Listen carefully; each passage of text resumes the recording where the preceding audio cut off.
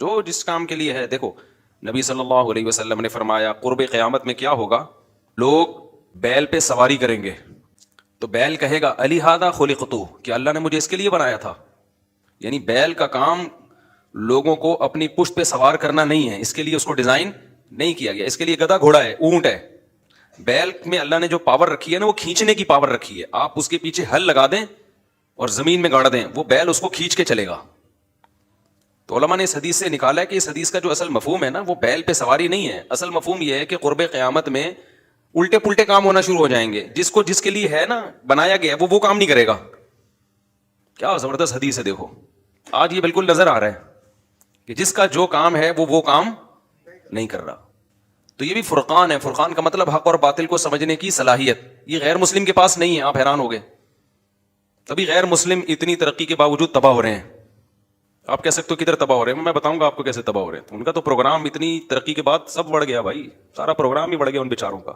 تو جس کو جس کام کے لیے پیدا کیا گیا ہے نا, وہ اگر اس کام کے علاوہ کسی اور کام میں لگے گا تو اس کا پروگرام بڑھ جائے گا. جس کو جس کام کے لیے پیدا کیا. اب بیل جو ہے اس میں اللہ نے طاقت رکھی ہے, وہ چیزوں کو کھینچ سکتا ہے. تو آپ اس کے پیچھے ہل چلائیں, کھینچیں, تو کیا کرے گا, وہ ہل چلا دے گا. یہ کام اونٹ سے لیں گے, اونٹ بڑھ جائے گا تھوڑے دنوں میں. اب قیامت کی یہ علامتیں آپ کو پاکستان میں بہت زیادہ ملیں گی. بائک بنائی تھی جاپان نے 2 بندوں کو بٹھانے کے لیے, لوڈ اٹھانے کے لیے نہیں. لوڈڈ گاڑیاں ان کی الگ ہوتی ہیں. پاکستان نے کیا کیا, پچھلا پہیہ نکال دیا اس کا, اور اس کے پیچھے پورا رکشا لگا دیا, چنچی لگا دی. ایسا ہی ہے نا, اس پہ 10 بندے بٹھا دیے اور گانے لگا دیے اونچی آواز میں, تاکہ وہ پیچھے انجوائے بھی کریں. ایسا ہی ہوتا ہے نا. صبح جا رہا ہوتا ہوں, چنچیوں میں اتنی زور سے گانے لگے ہوتے ہیں, اتنی زور سے گانے لگے ہوتے ہیں. تو کس کو سنا رہے بھائی, پورے محلے کو سنا رہے, بس انجوائے کر رہے ہیں. آپ دیکھو چنچی والے خودکشی نہیں کرتے, میں نے دیکھا ہے. غریبوں کو میں نے خودکشی کرتے ہوئے بہت کم دیکھا ہی نہیں ہے. یہ جو کچھ کیسز آتے ہیں نا, غریب تھا غربت پہ خودکشی کر لی, وہ غربت پہ نہیں کی ہوتی ہے. یہ تو میڈیا بعض دفعہ پروپیگنڈا کرتا ہے غریبوں کو بدنام کرنے کے لیے. خودکشی کے کیسز مالداروں میں زیادہ ہیں, غریبوں میں بہت کم ہے. غریب انجوائے کرتا ہے, وہ عادت ہوتا ہے نا اس کو, جس چیز کی عادت پڑ جائے وہ اس کو, تو اس کا تھوڑی مسئلہ ہوتا ہے. تو زیادہ مسائل مالداروں کے ہیں خودکشی کے, اور جتنا مالدار ملک ہوگا نا اتنا خودکشی کے ریشو زیادہ ہوں گے, بشرطے کہ اسلام نہ ہو. سعودی عرب بہت مالدار ہے, خودکشی کے کیسز نہ ہونے کے برابر ہے, کیونکہ اسلام بھی ہے. یعنی کلچر میں تو اسلام ہے نا ان کے. اگر اسلام کے بغیر دولت آئے گی نا تو سمجھو ڈپریشن ڈبل آئے گی. ہمارے حضرت فرمایا کرتے تھے یہ دولت ایک سانپ کی طرح ہے, سپیرا ہوگا تو سانپ رکھے, سپیرا نہیں ہے تو سانپ پالنے کی غلطی نہ کرے. آپ نے سانپ پال لیا, دولت رکھنے کا فن سیکھا نہیں علماء سے, بزرگان دین سے, کہ اس کے کیا سائڈ افیکٹ ہیں, اس کے کیا فائدے ہیں. یہ تو علماء بتاتے ہیں, بزرگان دین بتاتے ہیں کہ اس کے کچھ سائڈ افیکٹ بھی ہیں, اس کے کچھ فائدے بھی ہیں.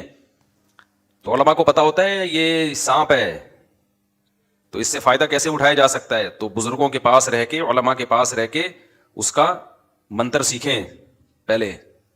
تو منتر سیکھیں گے, پھر دولت میں انجوائے کریں گے آپ. دولت ٹینشن نہیں دے گی, ورنہ دولت اوپر کی کھوپڑی خراب کر دیتی ہے. بہت سو کی خراب ہو چکی ہے, پاگل ہو گئے ہیں وہ.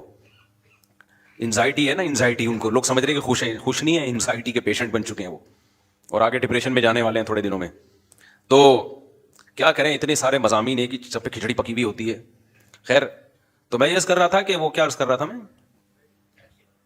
ہاں. تو اب دیکھو قیامت کی علامات میں ہے کہ بیل پہ سواری ہوگی, حالانکہ وہ ہل چلانے کے لیے.